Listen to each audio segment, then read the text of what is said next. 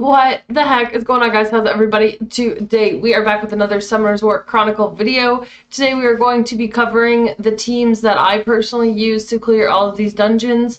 I don't want to say that these teams are necessarily free to play, but if you have been playing since the beginning of the game, it is feasible that as a free-to-play player you could be running these teams, as all these units were given to us in banners or Hella. Personally, I used my select ticket that they gave for a light and dark 3-star and stuff like that. So hopefully you have these units, and we will try to name some replacements as well for different units as we are going through each dungeon. But before we get into that, I would like to say if you could please hit that subscribe button for us. We are very close to 500 subscribers.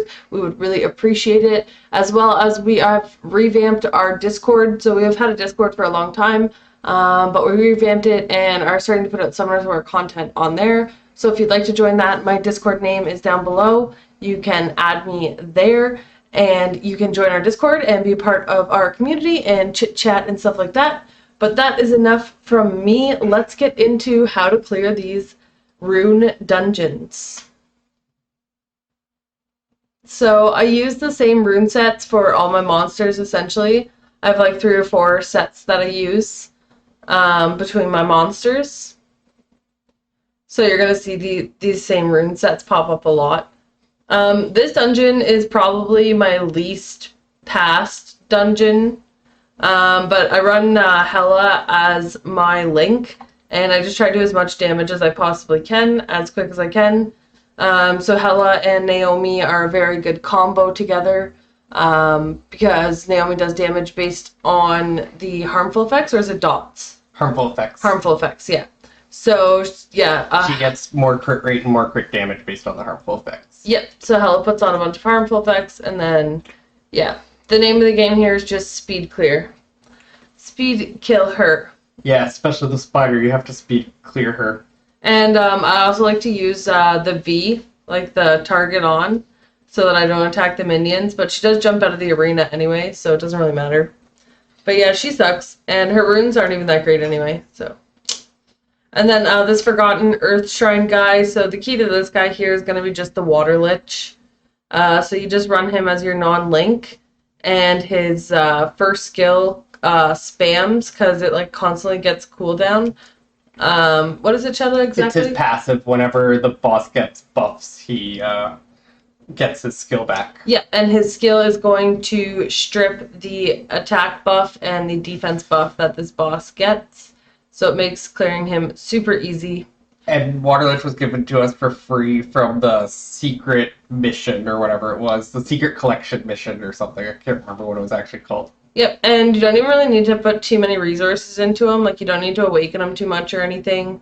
Like, just kind of put a half-decent rune set on him that will let him live, and you're set. You have to awaken him and stuff, but... Yeah, you need to awaken him to get his passive. Yeah. But it's not too bad, and this boss is super annoying if you don't have that consistent strip anyway, so... Yeah, is it a strip, or does he steal? It's not a strip, I think he steals it, yeah. But either way. Oh no, it's a strip, yeah. Oh, it is? Okay. Yeah. But it's also only for attack buff and defense buff. It's not for, like, any other... Yeah, so it literally only works against this boss. Pretty much. So yeah, this one's easy clear with him. Yeah. Wind Lich pretty much just, or Water Lich pretty much solos this. Yep.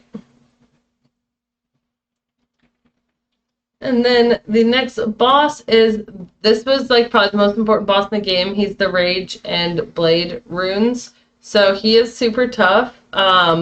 He kind of has this mechanic where he like just one-shots you at the beginning a lot. So it's kind of like a 50-50 shot if you pass. So what I like to do with this team, it can auto, but I always make sure I change my settings here. So if you go into game and then settings, yeah, they need to fix this, actually. I was just trying to scroll on it, like, I always change the HP. But, so you want to go, if you're running Juno, you want to put your Soul Link as skill 1, because that's her strip. So I run Juno, and then I make sure I always just run skill 1. So that she can strip the crit rate buff and the defense buff that he gets. And I use Bastet, even though she's water, because it's like the best sustain that I have for this, and she's just my best monster anyway, which I think that's the same for a lot of people who started since the beginning of the game. So I find she's still good for this dungeon, even though she is water. Yeah, you kind of need the shield to mitigate a little bit of the dot damage. So I'm not gonna lie to you guys here. I do like to hit Q to start, but you don't have to. If you don't, then sometimes like this just kills you. But usually you're fine. Like you're good to auto or whatever. But yeah, it's basically just making sure you're constantly stripping this crit rate buff that he gives himself, or else he like really just smokes you. So you can see I'm starting to take big damage, but then I finally stripped it. And he will just randomly kill your guys when he does that move right there. Yeah, I was able to wake your whole team if he chooses it as his first move. Yeah. Thankfully I was able to strip the crit rate buff that time, so it didn't matter too much. And then there we go, he is dead. So super tough boss. I find this team, I have a really good success rate with it. Raccoon is one of my personal favorite monsters, but you can definitely sub him out here for just like another fire sustain. A lot of people like to use Chloe. So Chloe's definitely a really good option there. I just like my Raccoon. And then this guy is really annoying. So I use Cassie, so she's a secret dungeon right now.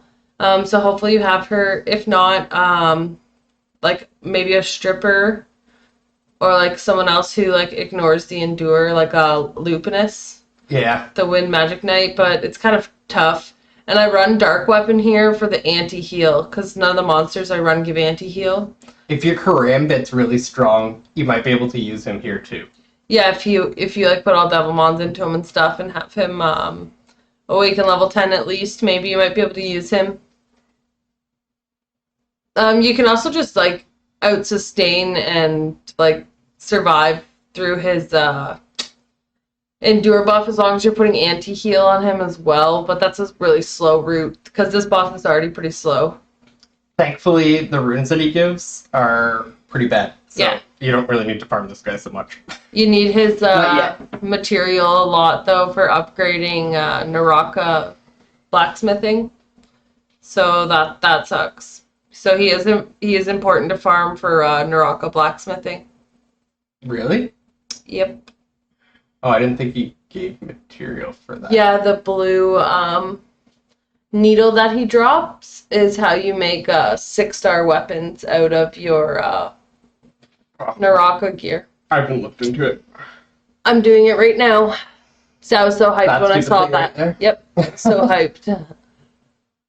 And then the last boss here, the Lava Cave boss. I think a lot of people run this team for this boss. Just a super strong water team.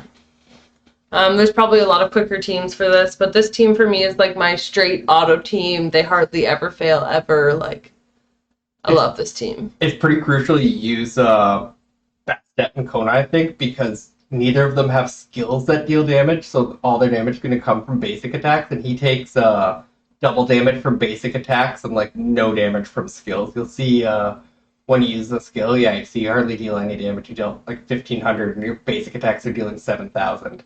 Yeah. So a good person for this too is Lynn for this boss, because her basic attacks deal damage based on his HP. So she's good to use as well here. I just don't really use her anymore. Lazy.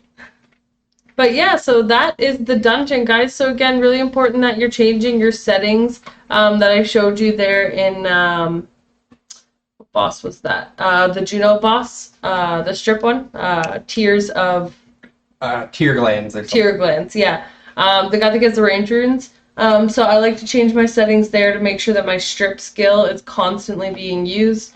You always want to make sure that you're using that for whatever content you're doing. So I personally mostly have it on skill 2 most of the time because Bastet's usually my link, sometimes Kona. But yeah, so you want to be sure you're checking in on that. And then also reminder on the spider boss that it is beneficial if you target her.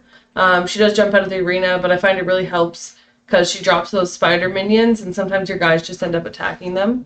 But that is enough from me. Hopefully you guys are able to learn something. As always, please be sure to subscribe, like, and comment. It helps push us out to more people. We appreciate you guys as always, and we will catch you guys in the next one.